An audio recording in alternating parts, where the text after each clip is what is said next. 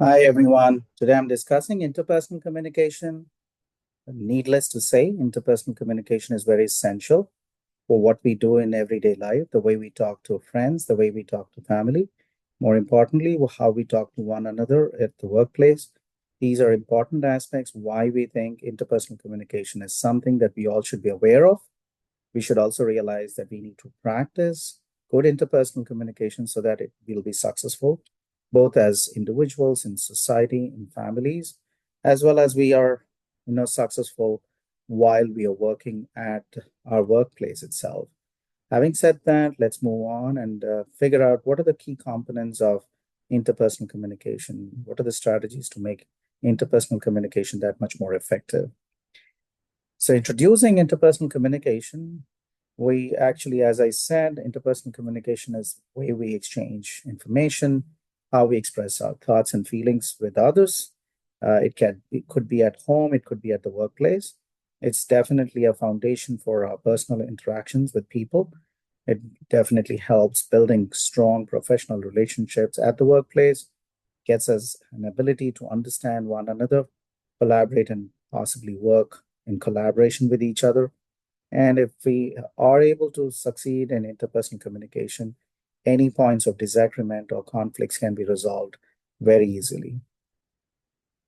The key components of interpersonal communication, like any communication process, you have a sender, and of course, you have a receiver. These are the individuals who are communicating with each other. You need two people to talk and exchange information, exchange ideas, or express feelings. So you definitely have a sender and you have a receiver. So in your case, you might be the sender. You might encode a message, send it across to somebody whom you call as a receiver. The way you perceive a particular aspect, your own experiences, your perception, your motives, all that will affect the way you encode a message and send it across.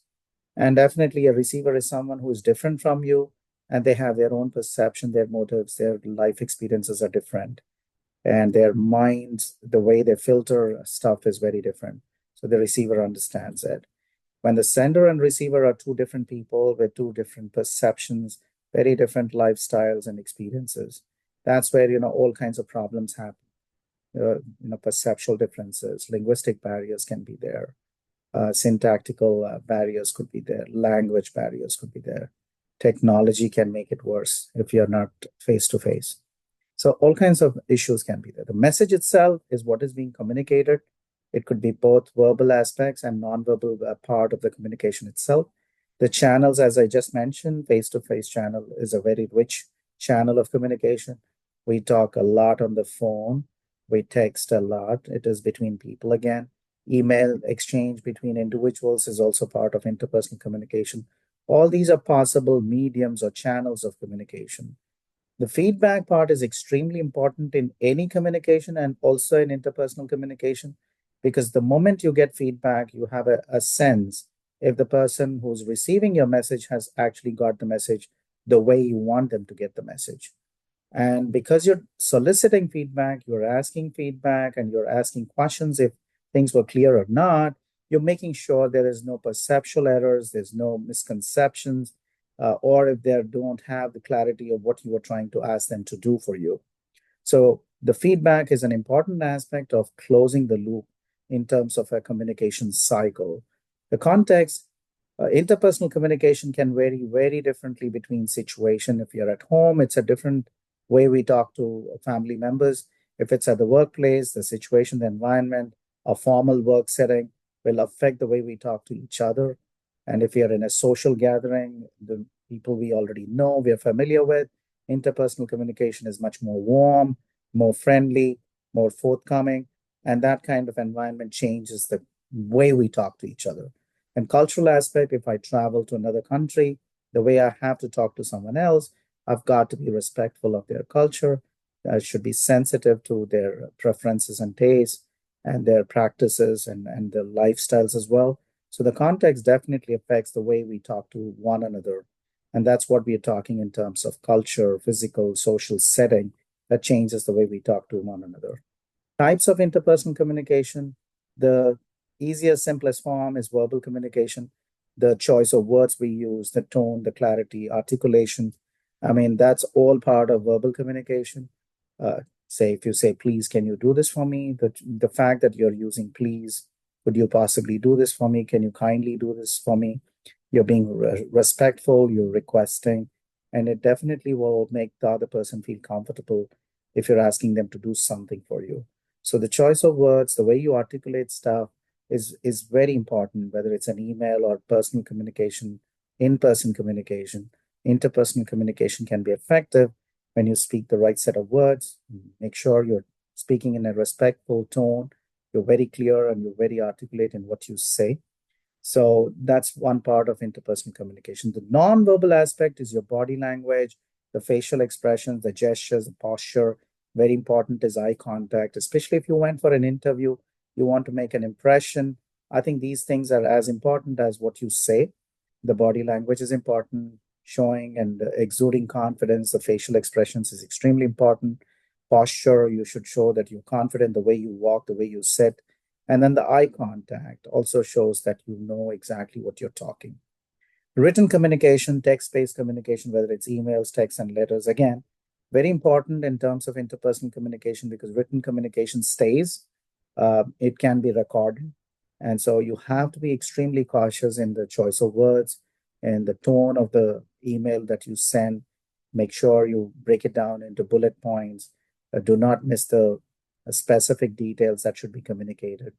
And before you click the button send, make sure you read the message so that it's clear to you that you have not missed anything that should have been communicated. Paralanguage, it's not about only what you say, but how you say something that actually matters. And that's what we call as paralanguage. All the non-lexical features like tone, pitch, and volume, the emphasis, relative emphasis you put on certain words is actually very important. So when I said very important, I'm actually stressing the word very important. So it's just not saying, hey, it's very important. It's saying very, very important. So that's what we talk about in terms of paralanguage if you want to pay the right emphasis for the right word so that the other person gets the message very clear. Now, strategies to make interpersonal communication really effective. First and most important thing is active listening. So you got to be patient, listen fully, understand, and make sure you actually are paying attention to someone who is talking to you, and you have to respond thoughtfully and for which you should have active listening. You should not be distracted. You've got to pay attention to the person who's talking to you. That's also being respectful of the opposite person. I think that's very important in today's day and age when we are distracted by technology, mobile phones. It's very hard to keep focus, but that's what you actually have to practice in terms of being trained to actively listen to somebody who is speaking to you. Empathy, putting yourself in the other person's shoe, is extremely important for you to understand their situation, the context in which somebody is telling you something, empathize with their feelings and perspectives, also empathize with the cultural background, their life experiences. Empathy is extremely important for success in interpersonal communication. Clarity and conciseness, keeping messages clear, also short enough so that you don't lose the reader, keeping the messages direct to avoid any kind of misunderstandings. You cannot be too wordy and write a very long. Don't write those scrollers because who has time to read a long email? Because you're getting hundreds of emails every single day.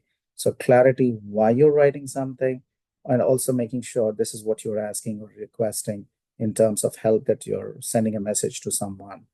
The nonverbal cues, I explained that the eye contact, the body posture, gestures, the facial expressions shows that you're interested, you're confident, you're paying attention, and you would like to engage the speaker. Ensuring alignment between verbal and nonverbal signs. I cannot simply look at somebody and be lost in my own thoughts. So what I say would be reflected in the way I look at somebody, and a word of appreciation, a nod of the head. I think just shows that you're interested. That's when you're what you say versus how you look and what kind of body postures and gestures you have are completely aligned. Stay open minded. You have to be receptive to different views from different people, and you cannot simply assume certain things. Don't go have misconceptions. don't have perceived notions that are not true. Have that open mind, listen to the factual information, be patient so that the speaker completely finishes off saying what they want to say before you start making an analysis, and then think about what you want to respond and articulate your response properly just a bit ahead of time before you say something. Feedback seeking as a good communicator, if you want to be successful in interpersonal communication, you should ask questions, seek feedback. And if you do that, it just shows that you care, that the opposite person understands something, and stopping in between and asking the audience or somebody who's listening to you whether something is clear. Do you want something to be repeated, or do you want extra bit of detail? I think those are extremely important aspects of being successful in interpersonal communication. Benefits of interpersonal communication, it's no brainer. It improves relationship, whether it's personal relationships or professional relationships. It also enables opportunities for you to collaborate with one another. Also very important in building strong teams. If you are dealing with a complex problem, you need more than one person. You know the effects of synergy, that we complement each other in terms of skills when we work in teams. I think that's such an important aspect. We might be extraordinary individuals, but if we don't know how to work in a team, it's just going to stifle the level of success that we can achieve in at the organization, at the workplace. Conflict resolution, the nature of our work, the nature of human beings is to question one another. It'll be a surprise if we agree on everything, because that's not going to make us innovative and creative. So each of us have that creative elements. We are very innovative. We think outside the box, and because of which we have that kind of disagreement.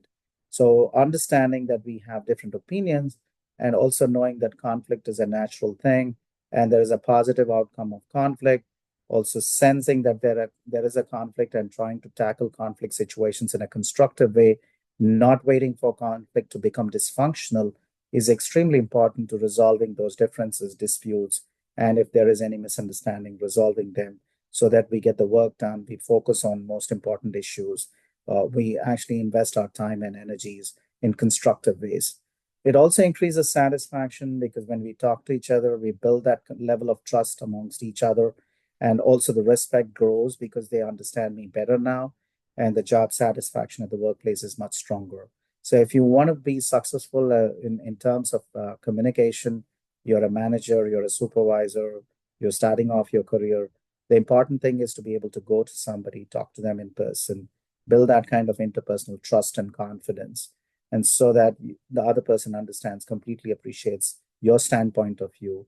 Sometimes just writing an email can only communicate half of the message.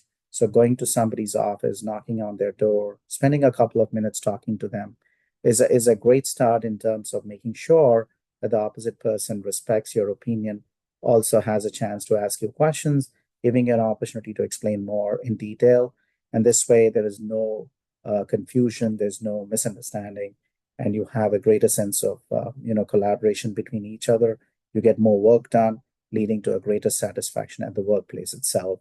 So that actually finishes off interpersonal communication.